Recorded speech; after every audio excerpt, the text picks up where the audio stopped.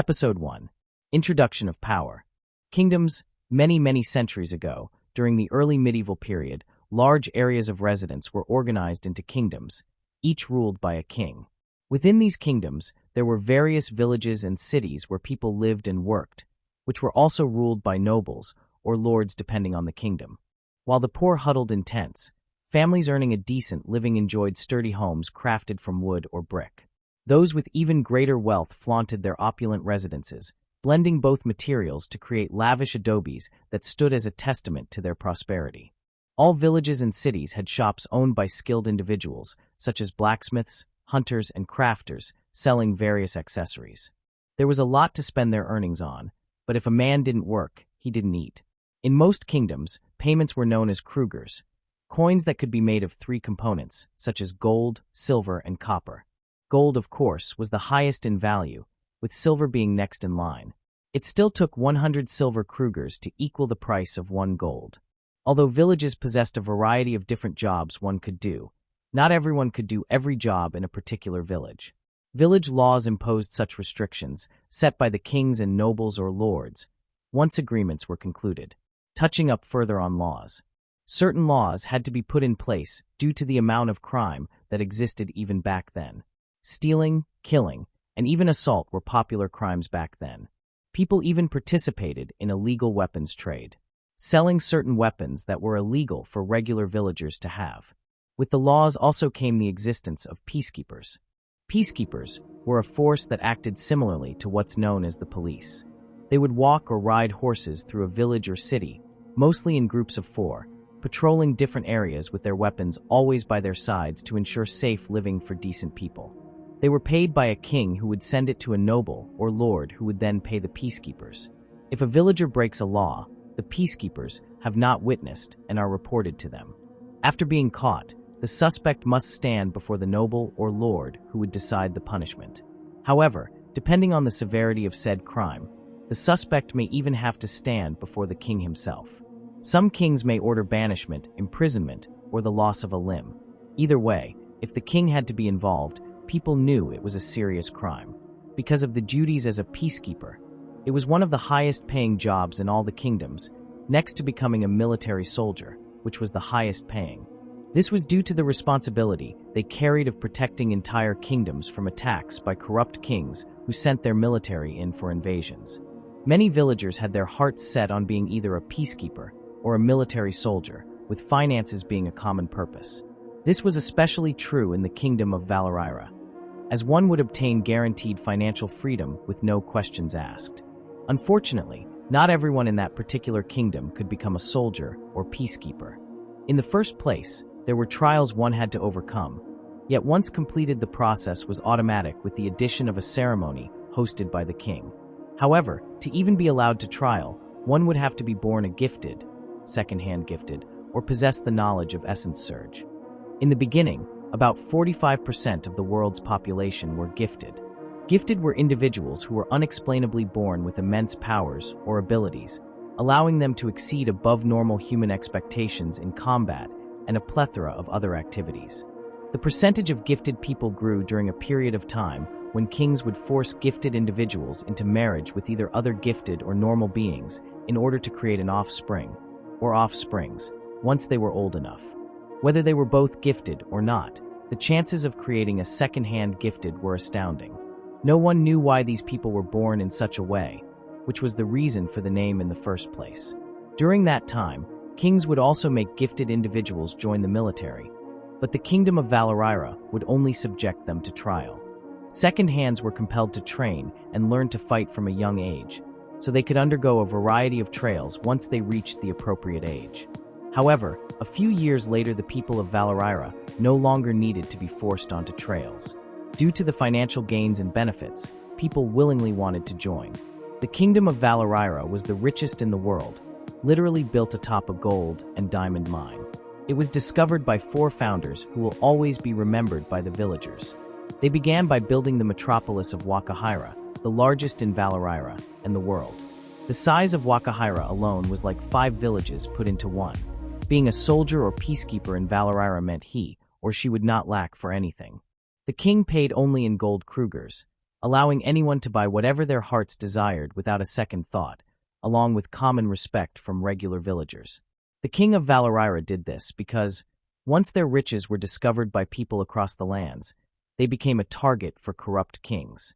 Valarira faced 2 attacks from kings who sent their military to claim not only its riches, but the whole kingdom by force. Although they were able to overcome these attacks, they suffered many casualties, including normal villagers. Once people learned of their strengths, they resorted to methods such as sneaking into the kingdom and attempting to rob the vault itself. Peacekeepers and soldiers had the responsibility of protecting the kingdom, its riches, and the people, so they were held of high value by the king. This was why the payment was so tremendous, to show his appreciation, and why no one less than second-hand gifted could join.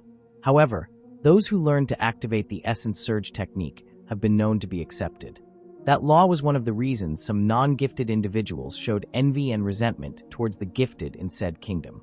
As a result of the attacks and sneak attempts, the king ordered various squads, each led by a squad leader and accompanied by a messenger, to take posts outside the kingdom, miles away to watch for invading forces and, at night, for suspicious people heading in the kingdom's direction.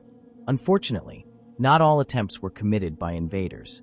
One man was daring enough, and most might even say crazy enough, to attempt to sneak into the vault and steal some of its gold and diamonds, and he'd been living there his whole life. The young man was a youthful-looking black male with short black hair, standing about 5'9" in height, and with a head just slightly longer than most. He had brown eyes, medium-sized lips, and carried a bag made of animal skin for the stolen gold. He carried a pickaxe in case he needed to do some mining, and lastly, a small dagger that stuck halfway out the top of his trousers. The vault sat in Wakahira. It was a building that sat not too far from the castle, near the entrance of a large wooded area. Behind it, there was nothing but a dense forest of trees. The shadows of the guards patrolling the tall, square building danced along its hard, weathered stone walls, their movements barely illuminated by the flickering torches.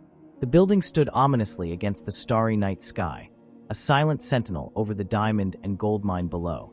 Its thick walls and narrow windows added to its air of impenetrability, while ivy crept up the sides, giving a touch of wildness to the otherwise formidable structure. The young man crept closer to the vault, using the nearby trees to hide himself. His name was Callian, which meant warrior, yet he was neither gifted nor did he know the skill essence surge, something even a non-gifted could do. He was just a thief who had turned his skill into a profession. Anything he wanted or needed, he could steal successfully, and this gave him the courage to go after the vault in the first place, even though he acted alone. After a week and a half of staking it out every night, he was ready to make his move. Sitting on the ground with his back against the cold wall, he noticed one of the guards was asleep. That particular guard was a peacekeeper, like the others assigned to guard the building. Callian slowly approached the body, placing his pickaxe down nearby to avoid accidentally hitting the guard with it, as well as to conduct a proper search. While carefully examining the guard, Callian tried to figure out how to search inside the guard's uniform, specifically the small pouches sewn into it, without waking him to find the key that opened the huge double doors blocking the entrance. During his stakeouts, it was how he learned of such a key and that the guards carried it. As Callian continued his deep search, his eyes suddenly stumbled upon a thin rope around the guard's neck, as if it were some kind of homemade fashion. "I hope it's the key," he thought to himself. Immediately after, the guard let out a menacing snore, so loud that if he were at home, it would have awakened the entire household. The sudden, loud snore caused Callian to freeze as his heart began to beat faster, but the guard continued to sleep. During his pause, Callian heard footsteps heading in his direction. The guard's snore got the attention of another guard posted on a different side of the same building, who wondered what was going on and hoped the sound didn't mean what she thought it did. Callian began to panic, wondering if he should just run away. Instead, he slightly pulled on the thin rope as he reached for his dagger with his free hand. Slightly pulling the rope away from the guard's neck as far as it could, Callian cut that side of it with his dagger. What he was looking for popped out the top of the man's uniform attached to the thin rope as he carefully pulled the rope from around his neck. A golden key that didn't look spectacular in the slightest in its design. This made Callian wonder if he was holding onto the right key. Yet with no time, he stood up, ran towards the door, inserted the key, and to his surprise the key actually worked. Opening the door just enough to fit through, Callian did so, closing the door behind him. The reason he was surprised it worked was simple. There was just nothing spectacular about the key's design. It appeared as if it was just a regular house key. Then he began to think maybe it was made in such a way for a reason. "Wake up! Wake up!" shouted the female guard at the one on the ground, a lot more comfortable than he should have been. She nudged him with her foot as she did so. She looked to be about 5'7" with a dark complexion, slim but curvy, with short hair, as if she decided to cut most of it off, which was clearly the case. She had slightly bigger lips than Callian, and appeared to be in her late 20s. She also carried a spear as her weapon of choice, and began to speak as she saw the man's eyes slowly start to open. "Don't you know the punishment you could face being asleep out here on guard if the chief found out?" She asked with a serious expression on her face. One could also tell her seriousness by her sternness in her voice. The man glanced up at her, his eyes barely open. "I just needed to shut my eyes for a few. Besides, it's not like anything is happening tonight anyway," he replied, and in a low voice, a bit too nonchalant for her liking. Right after he finished speaking, the female guard looked down and noticed a pickaxe lying nearby. Things happened so fast that Callian forgot to grab it. "So I suppose this pickaxe belongs to you then?" she asked sarcastically, bending down to pick it up. Standing tall, she held the axe by the handle while the top of it was only a few inches away from his face, forcing him to open his eyes and take a good look at the axe. "Axe?" he replied in confusion. "Exactly why you should not be sleeping out here. Someone possibly tried to break in." While she was giving him a lecture, he said nothing as he slowly stood to his feet, not even grabbing his weapon. "Besides, didn't we give you the key tonight?" After saying those words, she glanced at his neck, yet didn't see what she was looking for, so her eyes squinted right before opening wide. "Jamal!" she shouted, raising her voice even though Jamal only stood a few feet apart from her. "Zola, what is your problem?" asked as his head moved back. "The key is gone. It's not around your neck. You. I'm so mad I don't even know what to call you right now." Jamal placed his hands around his neck, wearing a face as if the one clearly looking at him didn't know what she was talking about. After realizing he couldn't feel the rope, he began feeling on himself, patting his entire body down. At that point, that was when panic had begun to set in. He stopped for a second, then continued patting himself as if the key would magically turn up. "It's not going to magically turn up. You don't have the key, just like I said." Her voice was still raised in annoyance. "This meant whoever left this axe here has it, and is probably inside," she said, walking towards the door, not wanting to waste time anymore. "Geez, the one night you get the key, and now it's missing.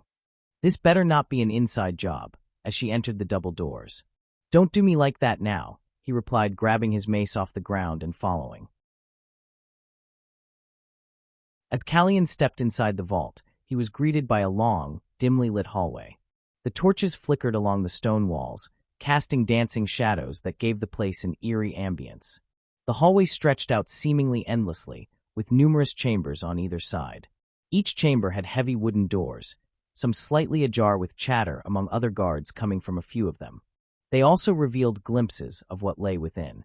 The walls were adorned with occasional paintings, their colors muted by time, but still hinting at a once grand past.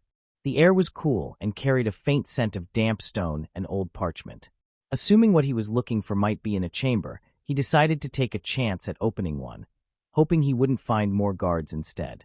While trying to guess the right chamber, it was then he realized he no longer carried his pickaxe.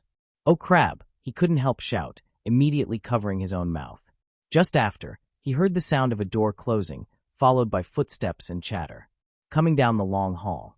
Knowing it was only a matter of time before he was seen, Callian chose a door at random. He turned the knob, rushed in, and closed the door behind him.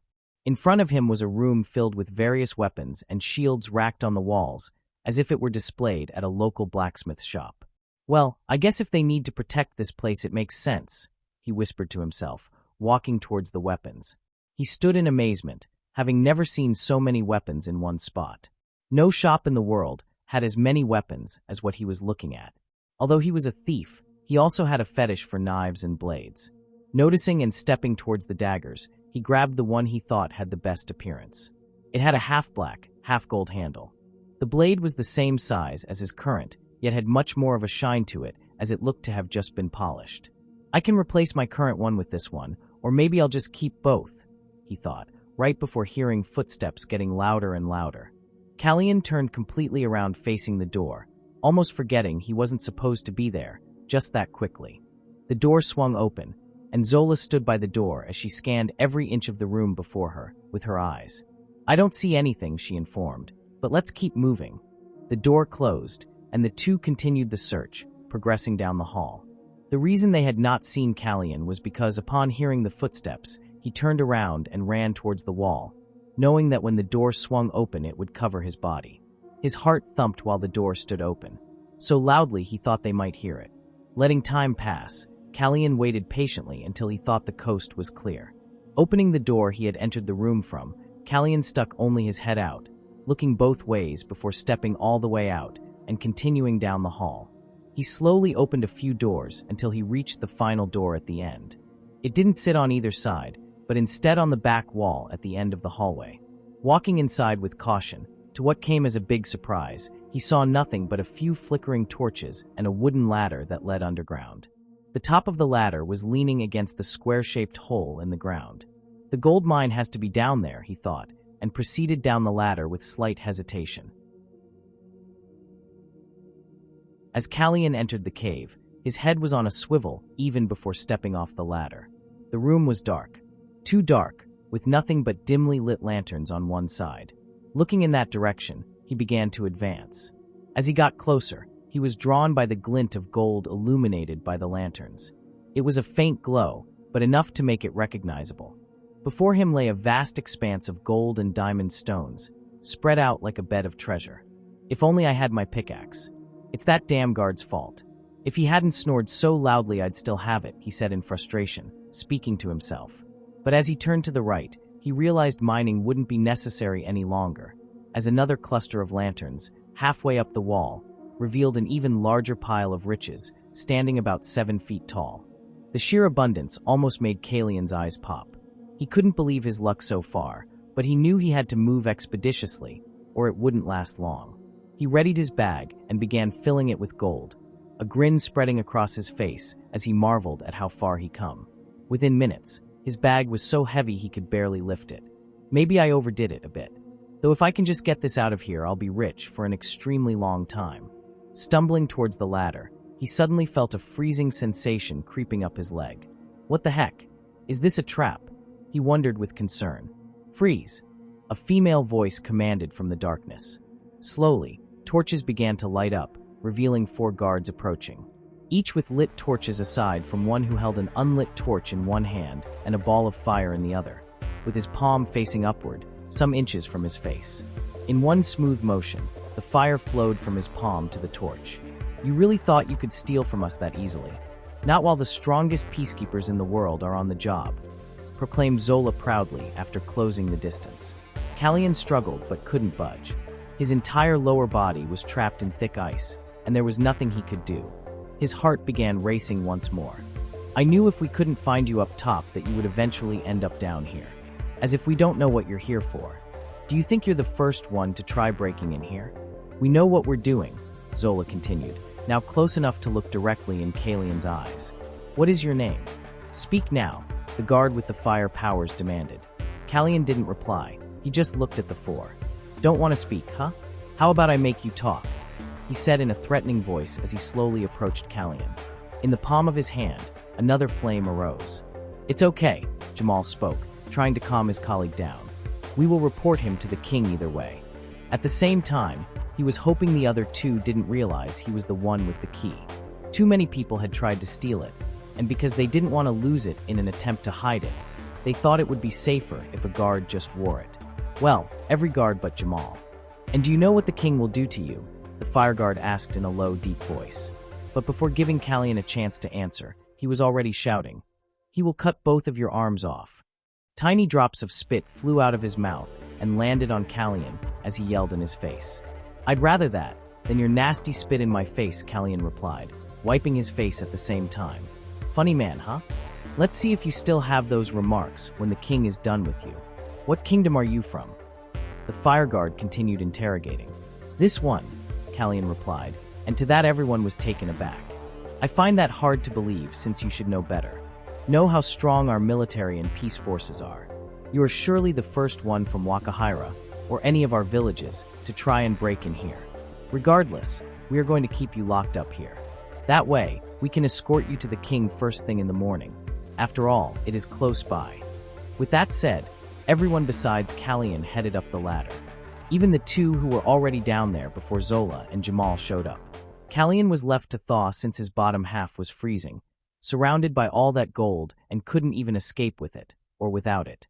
When morning had come, Kallian still hadn't been completely defrosted as his shins were still frozen. He was so tired he could barely walk. Being forced to stand for the entire night, he had to take short naps while doing so. As promised, the four stated they would escort him to the king, and so they did after breaking the ice around his feet. Tie him up in the basement, the king shouted from one of the balconies in his huge room, specifically the one facing the city of Wakahira, after the group arrived at the castle. The military guards, guarding the castle's large front doors, opened, letting them in to do as instructed. Stepping back into his room, the king was having his young, of course not too young, to middle-aged female servants dress him. He was an old dark-skinned male, 78 years old. A gray beard with no hair on the top of his head. Walked with a slight hunchback. Therefore, he used his cane. His age was not something to take for granted, as he was quite powerful. Being a fire-gifted who evolved his powers to lava meant he was quite the strong one. All gifted individuals could evolve their powers to the next level with intense training, and the outcome was truly amazing. "Are you okay, King Colin?" a young female servant asked after the king was fully dressed. "Yes, just bring me my cane and send me a messenger." "I need to send a message to Bowden and Isaiah," he ordered, and the female servants were off. King Colin barely did anything himself, being king and living with a plethora of female servants who still got paid pretty nicely in Krugers. All he had to do was say dig, and they would ask how deep. As for Kallian, he was left in the basement tied from neck to toe by a thick rope with nowhere to go. Nothing to do except face the punishment that awaited him.